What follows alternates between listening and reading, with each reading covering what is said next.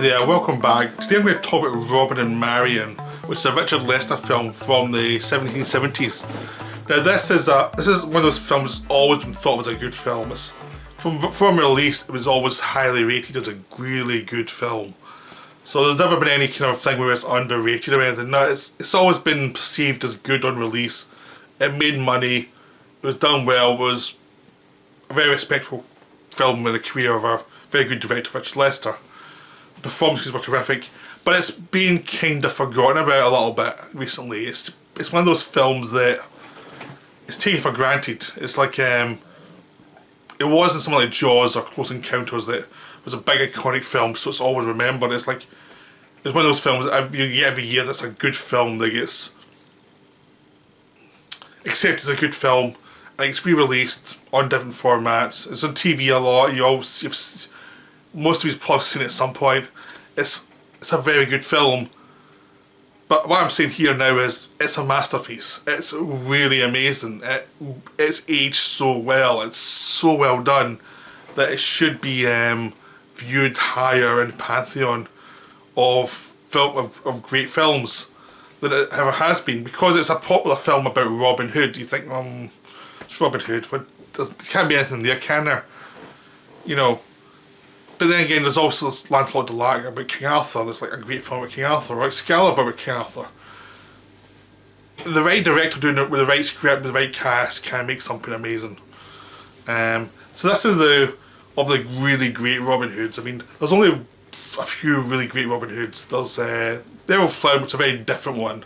It's jolly and it's an entertainment. There's this, and then there's the Robin of Sherwood series, which had some problems, but was a really ambitious TV show. Those are the ones that I consider as the ones worth seeing. But this one I'd say is the best. This is the best one. The reason why it's the best one is actually its simplicity. It doesn't complicate anything. It's a story of Robin Hood coming back from the Crusades. He's an old man, he's with Little John. They come back to Nottingham. They've been bruised by their experiences of war. Turns out the Sheriff of Nottingham's still there, still rolling over the countryside, still being a bastard. Marian has become a nun. And it's how they get involved with the political squabbles of 20 years later, where everything's been compromised and they're old and nothing works anymore, and it's just a story about failure, a story about growing old and realising your best years are behind you. There's no real future for you. The world's moved on from you, and it's about recognising it and what do you do with it, and how some recognise it better than others. You know, like some accept and other ones have to fight against it. And in this story, it's about Robin trying to fight against it, and the Sheriff of Nottingham trying to fight against it, and people like Marian and Little John accepting the way life's gone. So it's start off with a great cast and a great script. I mean, James Goldman wrote the script, Richard Lester directed it beautifully. He didn't use any of his normal fast-paced tricks. He was very sombre. He let the palette be very sombre. He cast some funny people in the background, but he didn't let them go to the top, he just let them be. So Ronnie Barker is Friar Tuck. Dinner Millie's Will Scarlet, they're older and they're kind of useless. Sean Connery's Robin Hood, you know, basically without a hairpiece, he's got a beard, he's shown his grey, his hair's going. Nicola Williamson's Little John, and he's just a guy who was always a sidekick. He was always off on great adventures, but he's always amused by the way life's gone for him. Audrey Hepburn plays Marian, and Robert Shaw plays the Sheriff of Nottingham. Robert Shaw and Connery back together again after, you know, From Russia with Love. So they've done two films together, and both of them are masterpieces. You know, both of them are just classic, stone cold classic movies. But this one's a better one. This one's really good. It's just so well made, and it's so well written, and because you start off in the Crusades with Richard Harris as King Richard, you know, and he's terrific. He's just Richard Harris at his most Richard Harris, being this flamboyant, you know, selfish rogue who got his own way the whole life, and who's about to die for his own stupidity. And Harris has a lot of fun with him, but also a good enough actor to play the darkness below the surface, the spoiled brat who can get his own way, who could cause the murders of thousands of people for his own ego. So you get the charm and you get the nastiness below the surface, how he kind of resents Robin because Robin was the man of the people, and how he's always kind of jealous of Robin basically. And he's jealous of Robin saying what he thinks and things like that, and it's a complicated relationship. And then once he dies, after a wonderful speech, a wonderful thing of someone who's fighting like hell against his mortality and feeling, can't believe as a king he's going to get killed by a simple arrow thrown at him from this old guy is like his over a rock that wasn't worth a damn. It just basically died for nothing. So his resentment against that, and then Robin moving away from there. And there's a great joke is we saw his death, we're going to skip his funeral. You know, it's the end. We're going back to Nottingham, and then as he runs into Marian and runs into the sheriff and starts to interact with him, he runs into his old friends like Friar Tuck and Will Scarlet. They start to talk about the old stories, the songs about his tales, and Robin's saying like, "What some of them were actually true," you know. And his resentment against the sheriff's still there. The sheriff never paid for his sins. And the establishment is still there. There's no escape from the establishment of what's going on.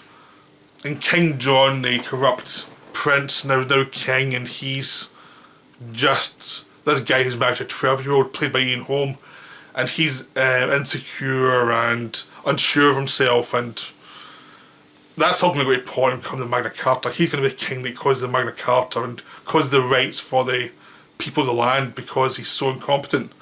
So a lot of the stuff that Robin started is going to come to bear, but it's going to come after he's died. And it's just about him trying to deal with the sheriff and deal with his mortality.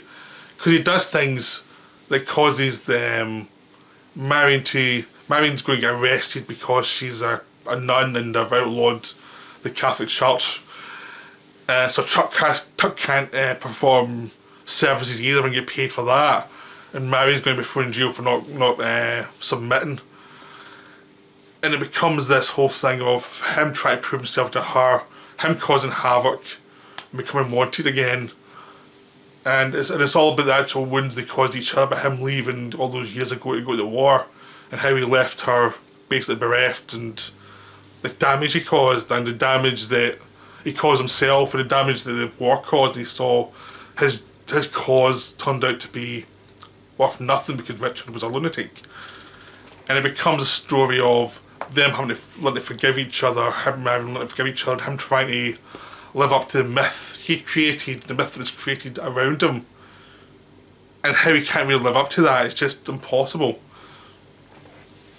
Now, at least there's lots of nice little speeches that don't feel like speeches, they just feel like conversations about her being suicidal when he left and been saved by religion basically and becoming a nun, but how she still loved him, but how damaging he was, and him talking about the Crusades and how damaging it was to him, how it was so horrible and so many deaths that weren't needed just for nothing basically, and how the sheriff is just waiting for Robin to come back to find something to do with his life because he's dealing with these idiots who aren't really worth his time.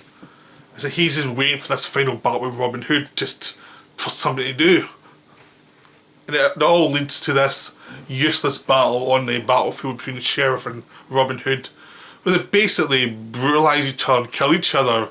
Robin wins, of course, but it's this brutal fight that these two old men who are knackered and they can't keep fighting for too long because they get winded, and Lester knows how to play it exactly right because he shows the absurdity of it but he doesn't overplay it, so he lets them try and be dignified but fail.